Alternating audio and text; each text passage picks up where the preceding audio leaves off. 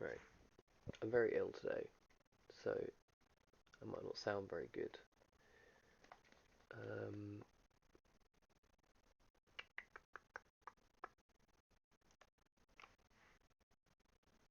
right, you can find out where your user data is, first off, by going to your configuration and setup page. Yeah, you'll know how to get here. If you're running off of Foundry, you open up Foundry and this is the first thing that comes up. If not, you go into your configuration and you go back to configuration and setup through that. Yeah, under configuration, there's user data path, Foundry data, see Foundry data. This will tell you where your data is kept, including your world systems and your modules.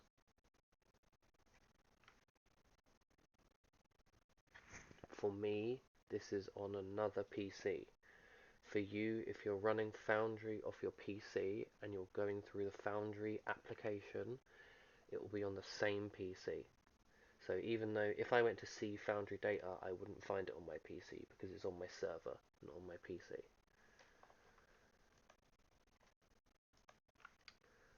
As for finding maps, you can tell the difference between an isometric map and a regular square map. You do not want an isometric map. The buildings are all diagonal normally. If you have a look at the grid is diamonds. These are no good. You want squares, not diamonds. So we're just going to look for D&D maps, and you'll notice straight away, literally all of these are squares. Literally all of them are squares.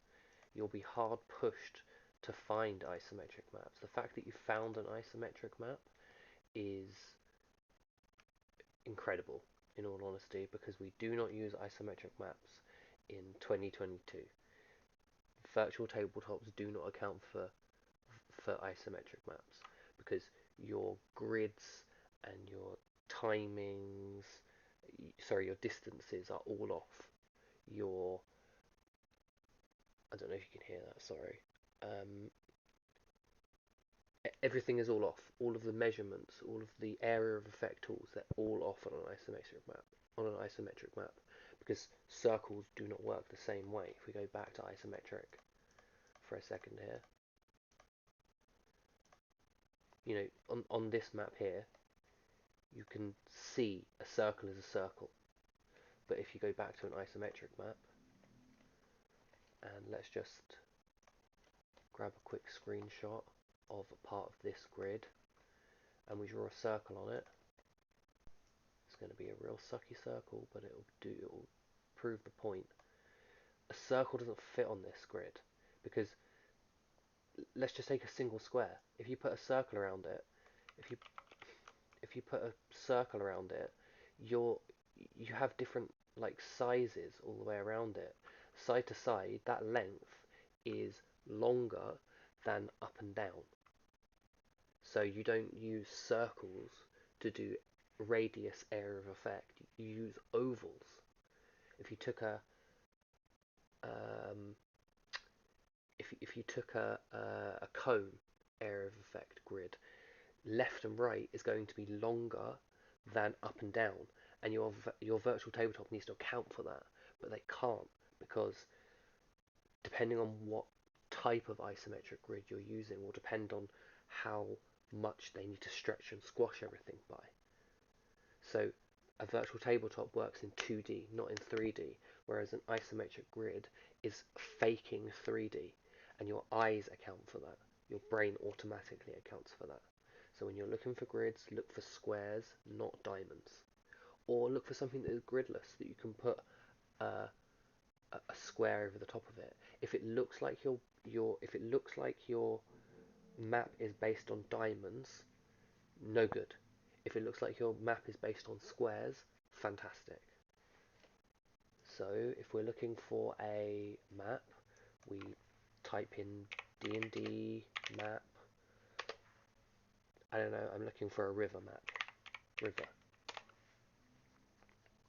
Okay, well it's given me a bunch of blank river maps here. But I want something a bit different. I want something that's got, say, I don't know, a fort. Well, here we go. Here's a bunch of river maps with forts on them now. Or maybe I want an encampment. Camp. Okay, well here we go. We've got a load of maps that have rivers and camps attached to them. Great, here we go. This is a perfect one. No grid. There's no grid here. How do we tell whether it's isometric or whether it's just square-based grid? Whether it's a square grid or an isometric grid, a diamond grid. Well, look at the tenths there. They're squares. You know, a diamond would be if they were turned 45 degrees. These are squares, so we know that this map is based on a square grid. We can apply a square grid to it. But for the time being, we're going to find something that actually has a grid so that we can do this one here, straight lines. We know that this is based on a grid, straight lines. It might not be obvious where the grid is, but we can see that there's a square here. You know, these are all lined up in vertical and horizontal lines. This is definitely a square grid map. Something like this has your grid already attached to it. So, actually that's not very big. This one's a nice size, 1000 by 1499, so it's going to be a bit funky. So let's use that. So we need to get it off of Google and into Foundry. So we're going to right click and we're going to open image in new tab. This is going to open this image up in its own separate tab, and it's going to be the only thing that's there 9 times out of 10. Sometimes it doesn't work that way, but this time it has. So we've got a web page open here, and the only thing that we can see is this map. We want to then click on it so that it's magnified. This is the size of the image. This is the size of this map. You're not going to get any more details out of it than this unless you do the long process of having a look and going through Google, and which I'll show you now. We can right click this, drag an image here, or upload a file. Well, I'm going to grab my image, I'm going to take it into this tab here, and then I'm going to drop it here.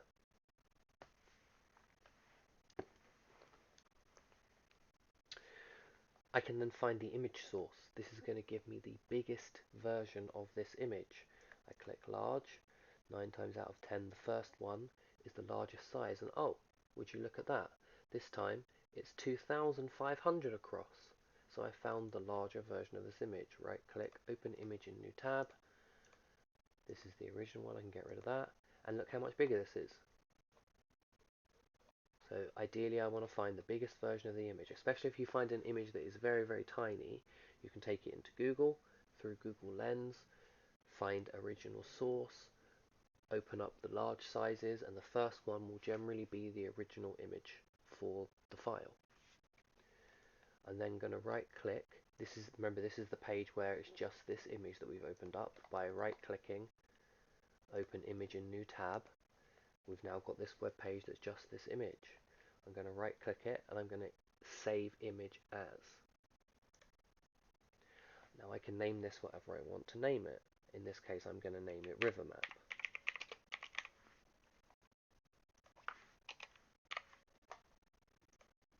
Save. Now I have it in my downloads. You can't see that, but here it is over here in my downloads.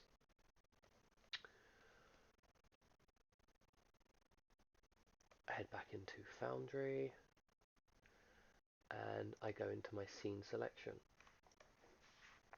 I want to make a new scene now. I don't want to add it to another place. I can add it to another place through the tile controls here, but I just want to make a new scene with this. So we're going to create scene.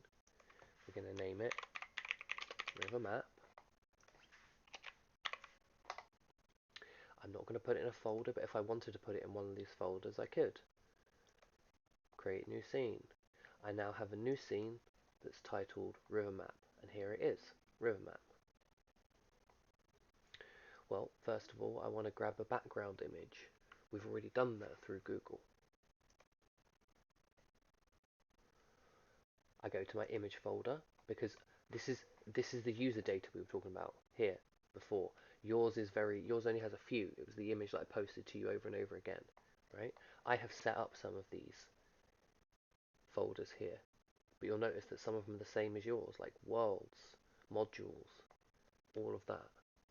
Well, I have an images folder in my user data, and under my images folder, which I have created, I also have maps. I'm just going to do it to my map folder. I'm not going to do it in any of these particular folders here. So I've now selected where I want to upload my image to. Remember, it's only in my downloads at the moment, but I need to put it in the correct place for Foundry to be able to see it and for them to be able to access it. Because if I just let Foundry take it from the one, you wouldn't be able to, but even if I could and I just let Foundry take it from my downloads folder, what's stopping me from clearing my downloads folder? Absolutely nothing. And if I ever cleared it, I would lose it. So I need to upload a copy to Foundry. So this is what we're doing. We've selected a folder. I want to upload it. I'm going to go back and show you again. I want to upload it to my images folder, and within my images folder I want to upload it to my maps folder. So this is where this image is going to be uploaded to. If I grab this second bar, there's two bars here. If you've got a lot of maps like I do, there'll be two bars. This second bar, I take it all the way down. I can do that with my mouse wheel as well on this bar or on this page. And at the bottom here, there's a button that says Browse next to Upload. We want to upload it to Foundry, remember, so we're going to click the Browse Upload button. I'm going to go to my downloads, and here it is. Here's the river map that I just downloaded. It's now uploaded to Foundry. Here it is. So we're in my images, maps folder, and I have now uploaded it here to this folder. Once you upload something, it is done. It is ready to go. You don't have to select it because it's already selected. But if it's not selected, select it through this section here. Select File, there's a button at the bottom, and here we go. So the image that I put into Images Maps, River Map, is right here. I've selected it. It's telling me that I've selected it right here. I don't need to worry about a foreground image. Foregrounds are if you want to have an image on top of your first image, so that players, when they go underneath it, it reveals the image underneath it. So it's good for things like if you have a map and then you have an overlay of like rooftops, but don't use it. You don't need to use it until you are comfortable with Foundry. You just need the background image. I'm going to choose a background color just because I prefer having a black background. And then my initial view position, well, that's useless right now because I don't have anything to go off of. Until I've seen the map, until I've seen what it looks like, I can't set an initial view position. Neither can I set a grid because I don't know what this map is going to look like in Foundry. So I'm just going to save the changes.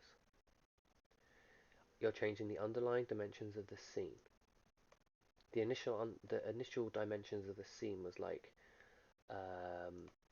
0 by 0, but it's automatically changed it to 4000 to 3000 for me. I do not need to change that. I can just click yes. I do want to change those underlying dimensions of the scene. Okay, it's now appeared at the top here. If it doesn't appear at the top here, you can come to your scene selection and you can right click and you can toggle navigation. If I toggle my navigation now, watch up the top here where river map is. Toggle navigation takes it off of the navigation bar. This is your navigation bar. You can minimize it with this button here. I'm going to right click it. I'm going to toggle navigation and there it is again. So we click it and go over to it. You'll notice that the grid, if I grab a token, just this aberrant spirit will do it, the grid doesn't match up with the grid that I'm trying to work with. However, these grids that I'm using, if you think of this token here, fits into this grid perfectly. So let's use it to measure it up. Oh, the grid is smaller. The grid on the map is smaller than the grid that I am using in Foundry. which means that instead of making the grids, you never want to make the grids smaller. You don't want to make the grid, the grids are set to 100 pixels. You can go down to 50, but it starts to cause issues. If the grids on the map are smaller, make the map bigger first of all, and then make your grid bigger to match the grid size, right? So I'm going to get rid of this, because we don't need this for the time being. You can do this through either the scene directory here, or you can just right click it up the top here and configure. Same with this, there's a configure button right here. My grid size is 100 as I mentioned. That means that each of these points, between these 2 points, are 100 pixels long. Well, my image isn't big enough, as we said, so I'm going to scale out to 2 and see how that goes.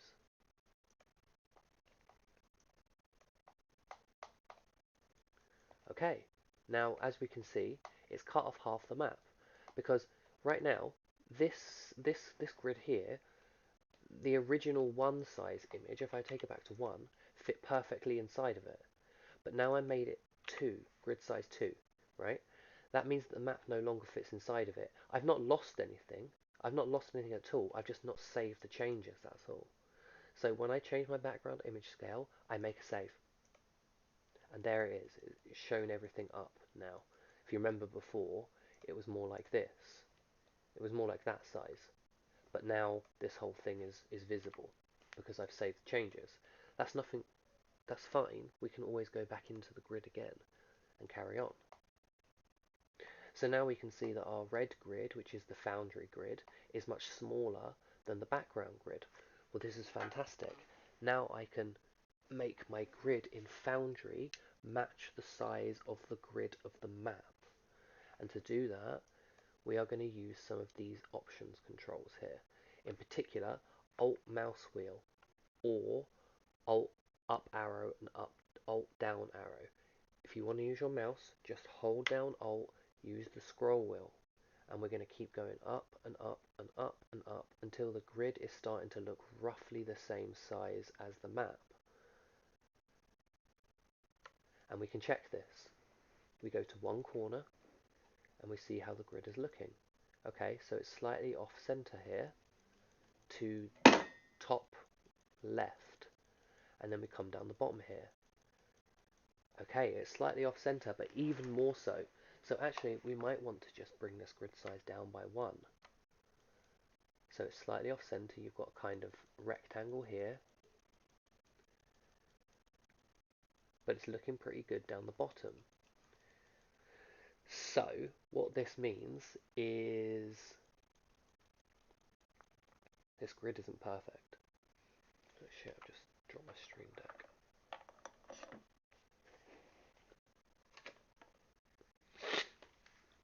What this means is this grid isn't perfect, and we're going to have to settle rather than it being absolutely perfect. A good way of doing that is to find the center point of your image, and you're just going to find a cross on the center point of your image, and this time we're going to use the background image offset. Use the arrow keys to shift the background image, right? We're offsetting the grid, so I'm just using my arrow keys now to line up one of these grids. Now this isn't going to be perfect at the side. You'll notice that there's a bit of an overlay, there's a bit of a gap there, and if we go up to the top corner, or is there a better one? Here we go, there's a better one. There's a bit of a gap here. This is fine. We can make our grid size 1 bigger, and then find the center point again, align that cross up, and see if that looks any better for you. Well, you know what? For me, I would go for this version. I would go for this one. Just because, for my money, this is a much better fit. In fact, I would even take it up very slightly because it seems to fit at the top a lot better than it fits at the bottom. And this will work. This will do. This is not perfect, but it will work. So I'm going to save the changes. Very important part now. Unless you want to use what is called fog of war, which I can demonstrate to you now very quickly. If I grab one of my player characters. I'm just going to use Olivia's character, Marcella, because I know she's all set up properly for it. Everything is like pitch black. It's all weird, like she can't see things properly.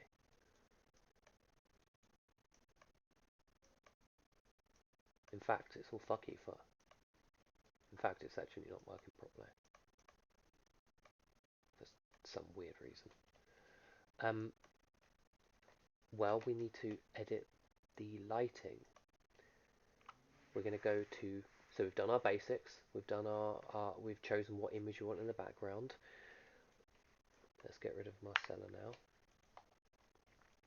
We can scroll this out and we can set our initial view position. So when people enter this map, if I want them to see this, I click this button here and that's what they're going to see.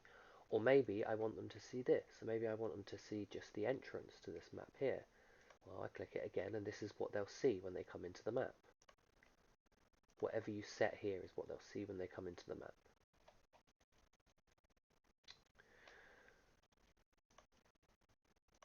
Grid, we sorted out the grid now. That's done. We can change the opacity, we can make it a bit darker, we can turn the grid off if we just want to run by what the grid on the map is. We can make it totally dark, we can change its colour, we can change it to a nice bright yellow if we really want to. Tone it down a little bit, that's going to give it a kind of funky hue. Whatever we want to do, we can change our padding percentage. Now you want to do this when you haven't got any tokens or objects or walls on your map. Well, you'll notice that the grid expands out beyond the map itself. If I change my padding percentage to 0.5, look how much bigger that is now. There's so much more space there, and this gives me the opportunity to, you know,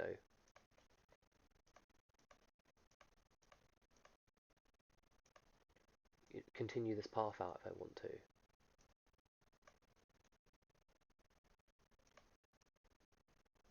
If I really wanted to do that and include more of the map, I can do this kind of stuff. I can increase the path. I can, you know, draw out the rest of these trees if I really want to. Spend a load of time doing that. And expand out a map even further if it's not quite big enough or not good enough for what you're trying to achieve.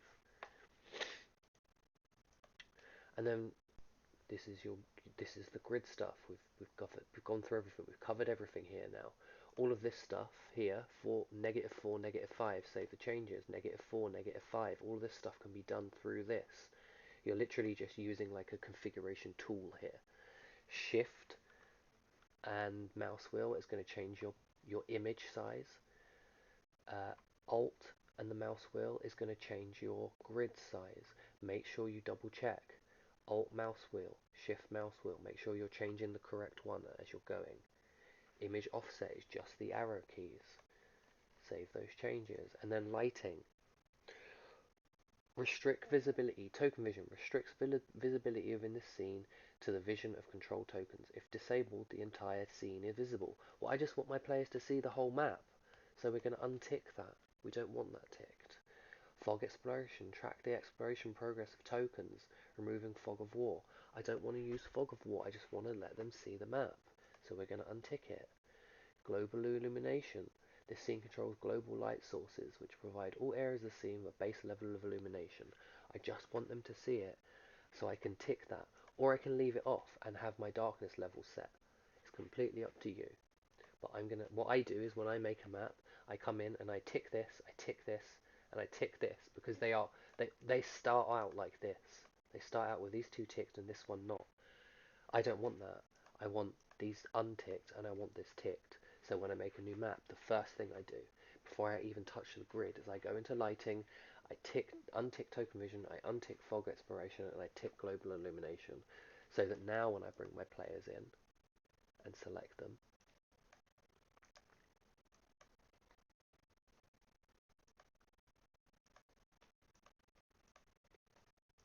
now when I bring, oh, I need to save changes first. Now when I bring my players in, they can just see the map. I now have her selected. She can just see everything.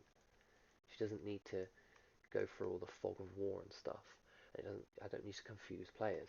If I want to hide stuff on a map, I will use this. I will use the drawing tool. Create solid. Whatever, it can have just white lines for the time being. If I don't want them to see the camp, I draw around the camp, and I don't let them see it. If I don't want them to see the waterfall, I draw around the waterfall, and I don't let them see it. And then when they come into the map and they go, oh, okay, well, we come around this tree line here, and what am I seeing? Okay, well, now I can go, here we go. You see a camp, and then they enter into camp. What can I see? Oh, well, you see a large waterfall out in front of you. Two-tiered waterfall, and I've hidden stuff that I don't want them to see when they arrive, and as soon as they get into a position where they can see it, I use the drawing tool with the select drawing tool to select it and delete it.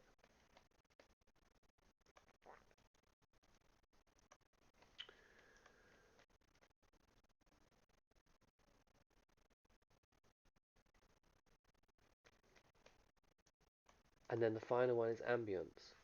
Don't fucking bother with it. You don't need to worry about it.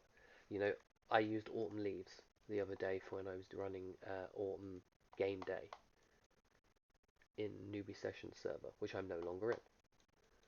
But it just adds little leaves here and there. You don't need it. It's just silly, fancy stuff that you really don't need.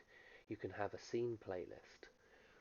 Don't bother. Just use your playlist selection. You can right click it and pop it out if you want to constantly have this as a thing that's up and ready to go.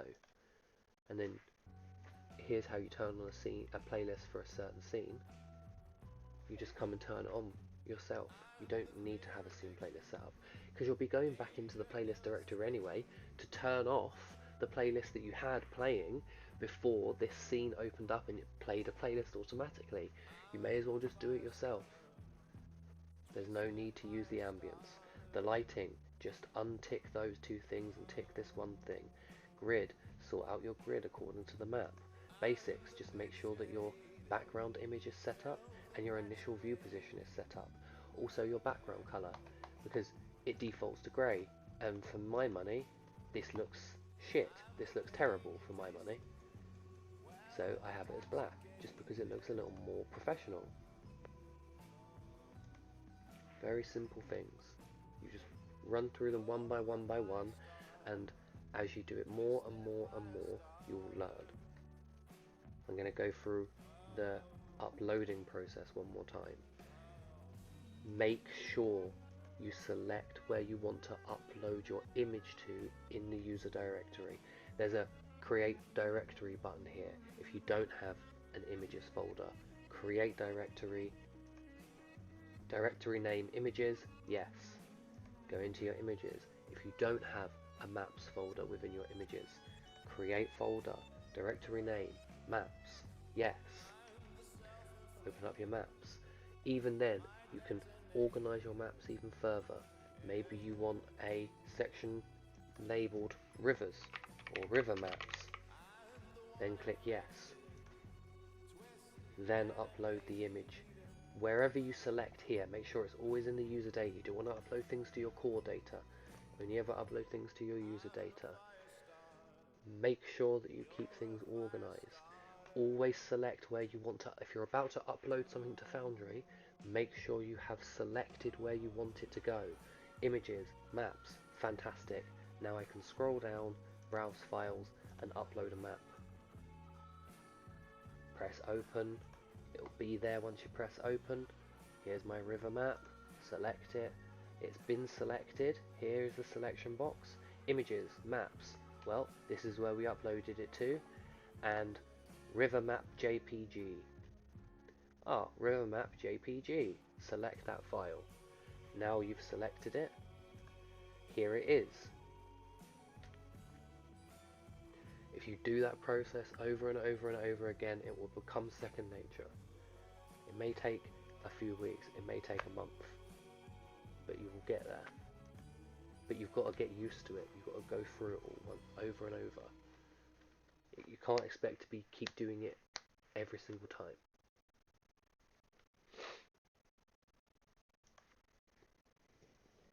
So